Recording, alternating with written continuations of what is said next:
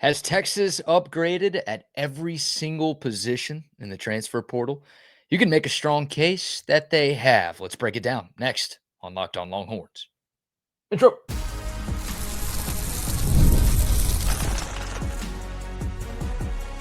You are Locked On Longhorns, your daily podcast on the Texas Longhorns. Part of the Locked On Podcast Network, your team every day. Welcome in. You're locked on to the Texas Longhorns, part of the Locked On Podcast Network, now the number one sports podcast network. I'm your host, BK, Brad Kellner, Texas grad, Austin local, and longtime sports radio host here in the Lone Star State. Thank you, everydayers, for making Locked On Longhorns your first listen every single day. We are free and available wherever you get your podcasts and on YouTube, so please subscribe. And as always, one of the fastest ways to help us grow is by leaving a comment, so thank you all sincerely for that. Today's episode is brought to you by Game Time. Download the Game Time app, create an account, and use promo code LOCKEDONCollege for $20 off your first purchase. We will talk about a much-needed change in Steve Sarkisian's roster construction in segment 2, plus some way too early rankings for the 2026 season. We'll get to that in segment 3. But first, have the Texas Longhorns upgraded at every single position in the transfer portal? I think the answer is yes. Now, disclaimer here. We're comparing the players that Texas has brought in from the portal to the players that Texas has lost to the portal. So this does not involve guys who graduated. This does not involve guys who declared for the NFL draft. This is just a comparison of imports and exports when it comes to transfers. We can go position by position here as I try to lay out my case. We've got some visuals here as well for those of you tuned in on YouTube. If you're not, no worries. We'll explain everything that's on the screen. Here we go. So we'll start with the offensive side of the football, and we'll begin with a look at the running backs. Texas has added Hollywood Smothers from NC State and Raleek Brown from Arizona State. They've lost 4 running backs: Trey Wisner, gone to Florida State; C.J. Baxter to Kentucky; Jarrett Gibson to Purdue; and Ricky Stewart. Not sure if Ricky Stewart has signed with a team just yet. I think this is an obvious upgrade for Texas at running back. Look, Trey Wisner, the Longhorns' leading rusher in each of the last 2 seasons, a fan favorite, a team leader, a guy who meant a lot to the success of Texas in 2024 and 2025. But he's not as good as Hollywood Smothers or Raleek Brown. C.J. Baxter just hasn't been the same player since the knee injury that he suffered that caused him to miss the entirety of the 2024 season. Jarrett Gibson never really found his footing at Texas. The Longhorns have added a first-team All-ACC running back with Smothers and a first-team All-Big 12 running back with Raleek Brown. None of the guys that are leaving Texas were anywhere close to the conversation of being an All-SEC tailback during the 2025 season. Even if Texas only added one of those 2, it would have felt like an upgrade. But to add both Smothers and Brown, it's the best running back haul of any team in the transfer portal this offseason.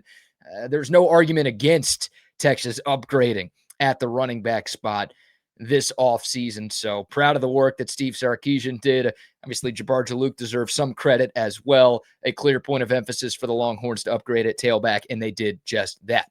Then you go to wide receiver.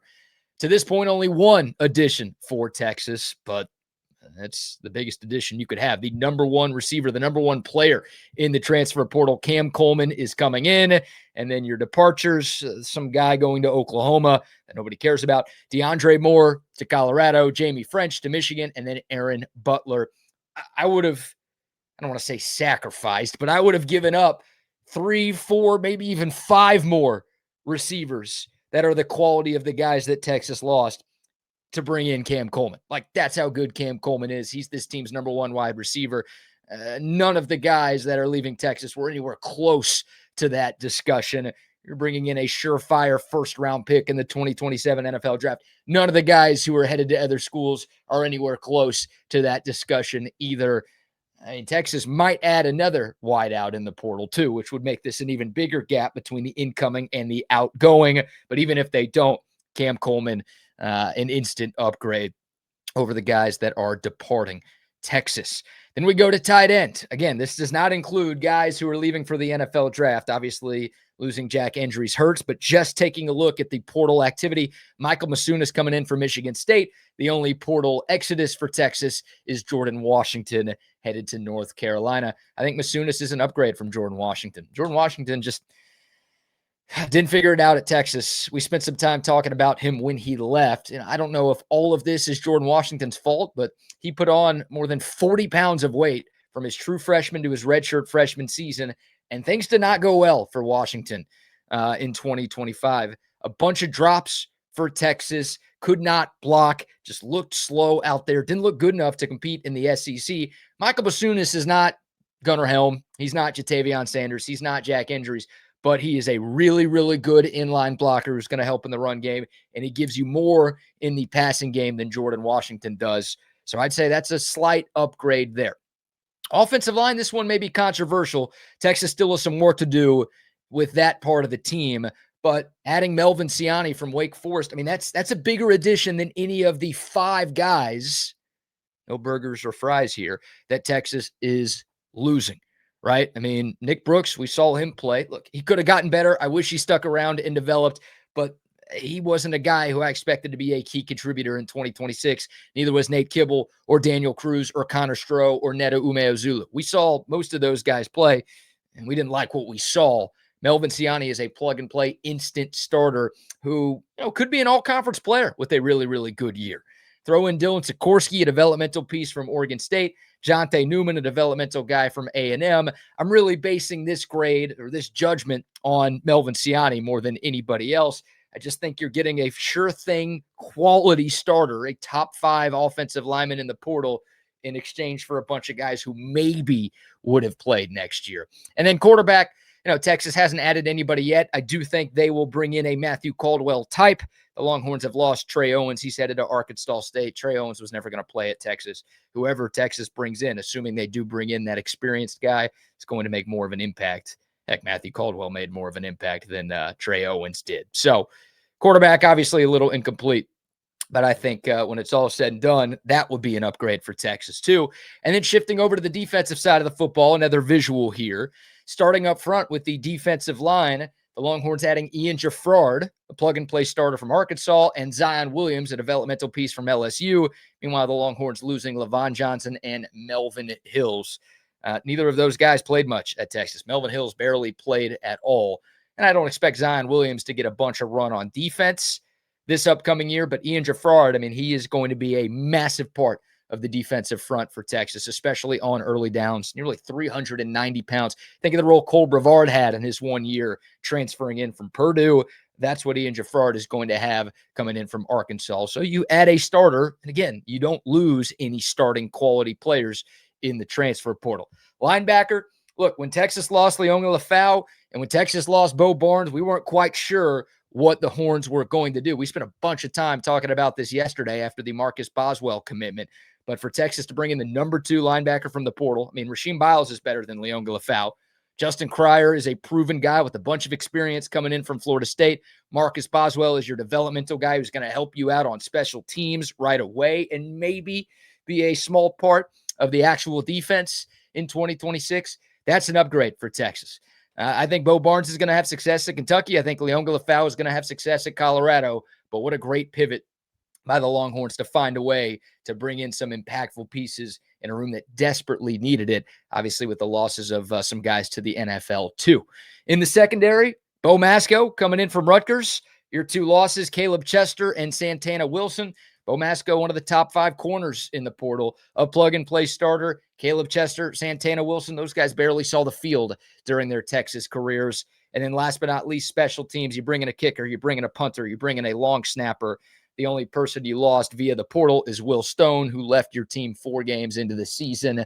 Could have used him for kickoffs the rest of the way. I don't blame him. The dumb redshirt rule that every coach is trying to change kind of forced him to leave when he did. But this goes without saying that the Longhorns have upgraded in terms of portal additions compared to what they have lost. So that's every position group right there. Ran down the entire offense, ran down the entire defense, even went to special teams as well. And for my money, the Longhorns have upgraded at every single spot. on the team. And they're not done yet, right? Like they're still in the market for another offensive lineman. They could add a wide receiver. They could add a defensive back. They're looking for another edge rusher. So I already do feel good about what they've done in the portal. There's a chance I and everybody else feels even better by the time the next couple of weeks are said and done.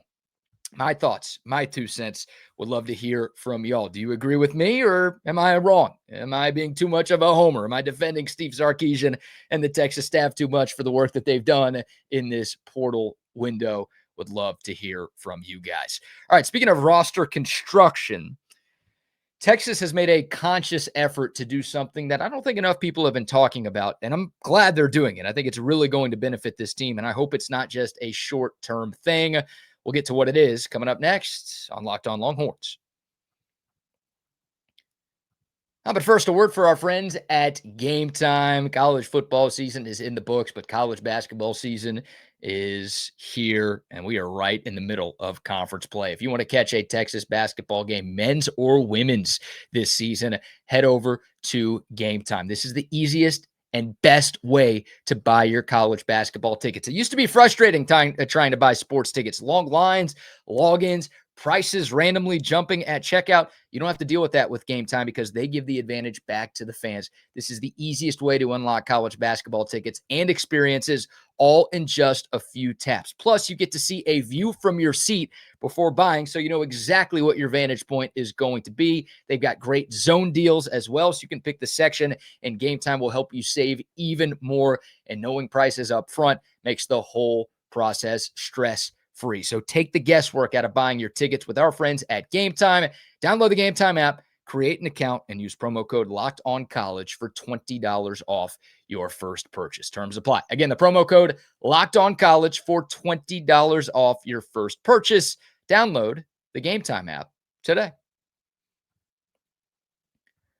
All right, back here on Locked On Longhorns, your team every day. Friendly reminder about the Locked On Everydayer Club. If you want to get this show ad-free every single day, you can do it with the Locked On Everydayer Club. Plus, members-only Discord access and so much more.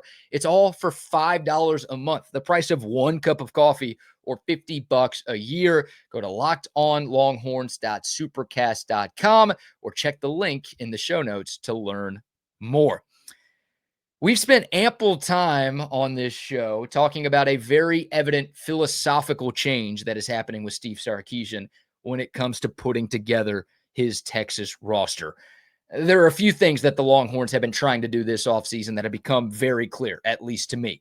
The thinning of the roster, right? Not paying guys a bunch of money to sit on the bench like you did in 2025. Spending more money on instant impact players out of the transfer portal. We just talked about all of the areas where Texas has upgraded. That's a clear difference compared to what they've done in the recent past. Not signing as big of a high school class in terms of quality and in terms of quantity, right? Texas last year in that 25 cycle felt like they were trying to outbid everybody for every marquee high school recruits. They didn't do that as much in 2026, and I don't think that's a one-off, and I hope it's not a one-off. So we've talked about those things a lot, right? And we're not alone. I think every Texas fan kind of realizes what's been going on with Texas and the way that they are constructing their roster in this offseason. But another thing that I think Texas is clearly trying to do, and part of this ties in with the three things that I just talked about, Texas is trying to get older, and I think they need to get older too.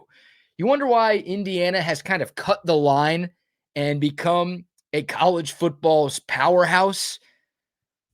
This 2025 Indiana team had 45 players with 4 or more years of experience on their roster. Comparing it to Texas, the Longhorns had 17 players with 4 or more years of experience in 2025. I mean, Texas only had 25 combined scholarship juniors and seniors on the roster going into this past season. So experience really matters. Both teams in the national championship, heck, most of the teams in the Final Four had a lot more experience than Texas did. That's how Indiana was able to go from absolutely nothing, total afterthought, the losingest team in college football history, to all of a sudden, oh my God, look at what they've done the last couple of years, and it feels like they are not going anywhere anytime soon. right? It's not like Indiana spent a bunch of money on top 5 high school recruiting classes. And they didn't just spend their money on anybody and everybody in the transfer portal. They targeted guys who are in their early to mid 20s to help spark their turnaround. Guys who are physically, mentally, and emotionally developed, guys with a bunch of legitimate college football experience. And it's worked for Indiana. Texas Tech has been doing a lot of that too, and it's worked for them. Maybe not to the scale of Indiana, but they've gone from college football afterthought to a team that it feels like they're going to be at least in the college football playoff discussion just about every year. Texas is trying to get a spot on that train. They're trying to get older, and I like that they are doing it because it's proven in recent college football that that is a good strategy. Here are some differences to sort of back up my claim that the Longhorns are really attempting to make this change. Differences between the Longhorns roster at the start of the 2025 season and where things stand right now here early in 2026. Total number of upperclassmen, talking juniors and seniors here. Right now for Texas, they're at 36. Going into this past season, again, 26. Total number of players entering season number 4 going into the year. So this is seniors and redshirt juniors on the team. 2026, Texas is at 22 of those. Last year, 17. Then you look at total number of projected starters, upperclassmen starters for the upcoming season compared to the opening game that Texas played against Ohio State back in August of 2025. The Longhorns, I think 18 of 22 projected starters for Texas are upperclassmen. In 2025, that number was down at 12. That is a big difference right there. And there's a chance that all 11 starters on the Texas offense are upperclassmen when the Longhorns take the field against Texas State on that first Saturday in September, right? Arch Manning, upperclassmen. The 2 running backs that you just brought in. The top 3 wide receivers that you have on your team. Michael Masunis at tight end. At least 4 of the offensive linemen, potentially 5, pending what Texas does. Easy for me to say in the transfer portal. All 11. Remember how young the Texas offense was to start this past season and how much they had lost from 2024? Obviously, it took that side of the football a lot of time to find their groove and find their rhythm. Part of that was because they were so young and inexperienced. Texas, it's going to be a total 180 from the experience and age department when we get to this fall.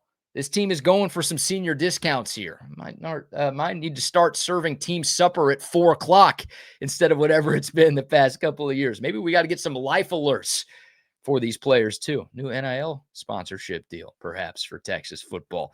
All right, kidding about all of that, but it makes sense, right? Getting older in the NFL, that's 30 to 35 plus. You don't need to be doing that. Getting older in college, 21, 22, 23, 24 years old. Like that's the athletic prime for these guys. It's not quite grown men versus boys out there, but there is a difference between a 23-year-old and an 18-year-old. Trust me, I've been both, and I think most of y'all probably have too. Think about you at 18 and you at 23. Physically, mentally, emotionally, how you thought, how you talked, how you felt. You're a completely different person at the end of college versus the guy or gal you were at the end of high school. That's you. Now think about it if you'd worked out and ran and lifted and practiced football every day for those 4 or 5 years. Maybe you did. I don't know if you did. Maybe some former players are watching this right now, but I can tell you that I didn't. There's a huge difference there. I don't use football. Use any craft, any skill, any hobby, any job. You work at that basically every day for 4 to 5 years. You're going to be better at it, right? Like that's what Indiana has figured out, and that's what Texas is starting to figure out. And I think it's a very sound strategy. And you look, the best way to do that is obviously to add through the portal. Of course, you develop your guys too, but you also add through the portal. And you look at the 4 semifinalists in the college football playoff this year.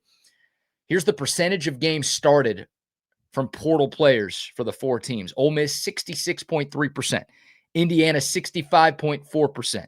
Miami, 53.6%. Oregon, 42.6%. Games started of players from the transfer portal. You want to know what Texas was at in 2025? About 17%. Quite the difference. So The portal has been the biggest reason why a lot of these teams have started to have success.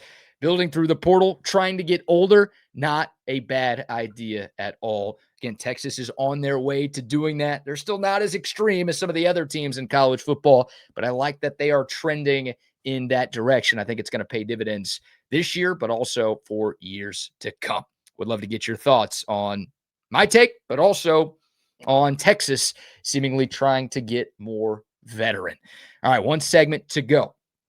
Yes, the season ended last night, which means we already have some way too early projections for next season. Where do the Longhorns land for 2026? We'll get to one of these rankings coming up next, right here on Locked On Longhorns.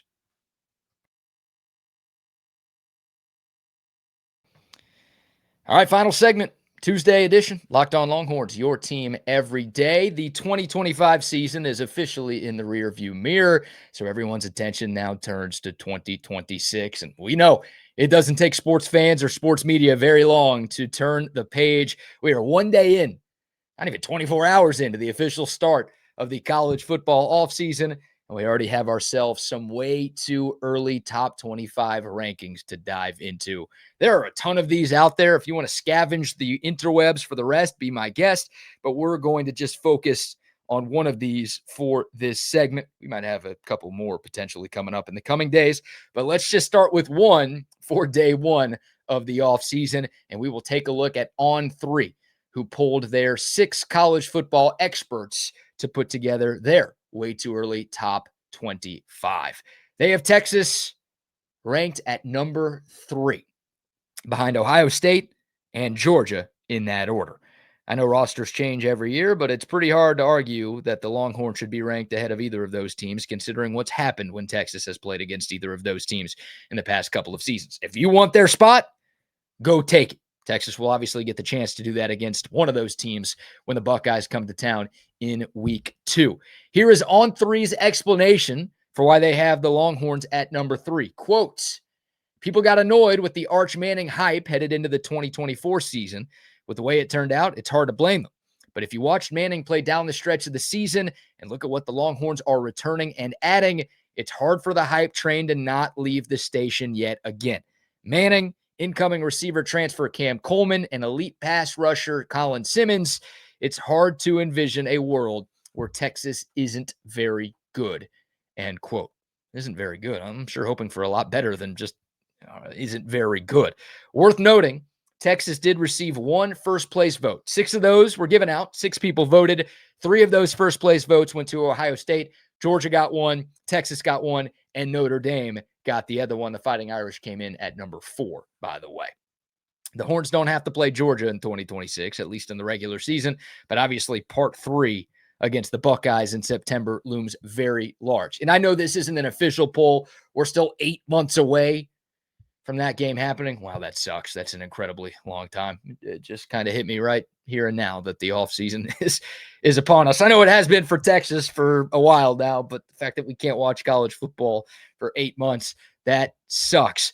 We got a long way to go for Texas and Ohio State. But look, you'll have a tough time convincing me that that game won't be a top 3 matchup when it gets here. It might even be number 1 versus number 2. It was, of course, a top 3 game in the Horseshoe. I think it'll be a top 3 game at DKR Texas Memorial Stadium as well.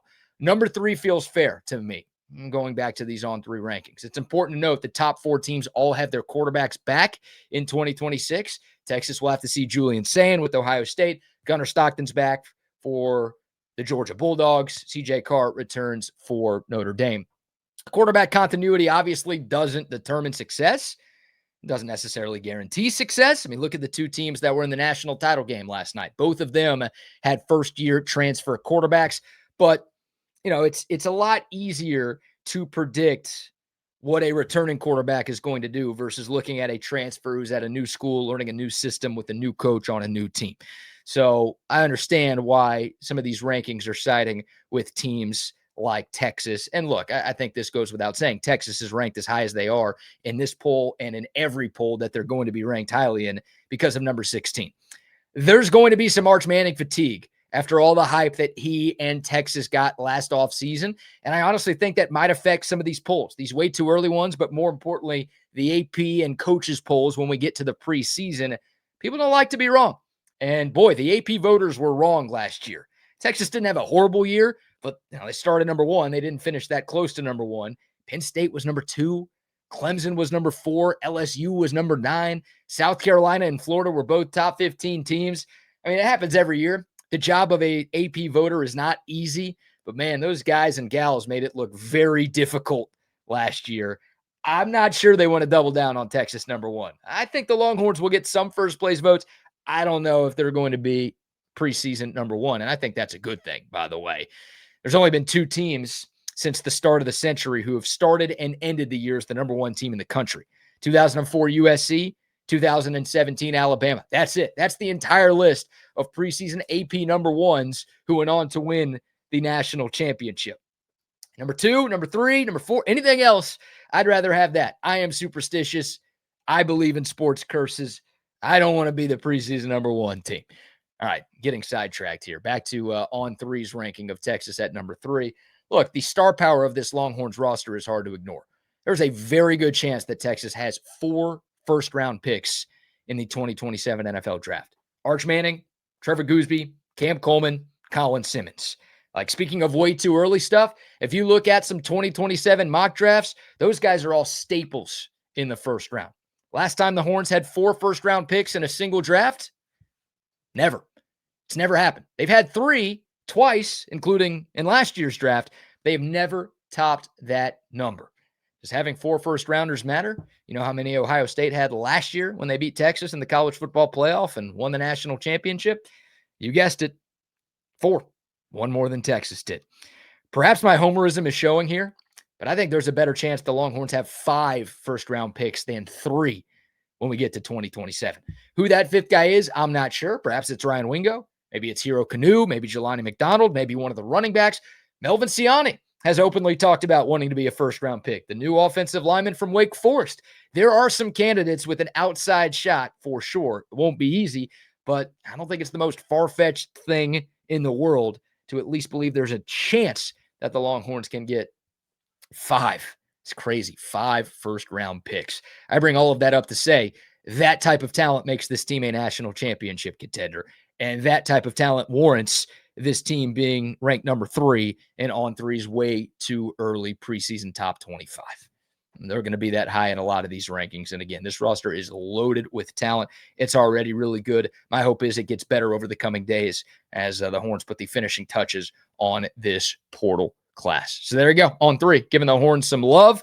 That feels about right. Would love to hear from y'all. Too high, too low, just right for Texas, coming in at number 3, according to On3. That'll do it for today's episode. If you made it this far, number 1, God bless you.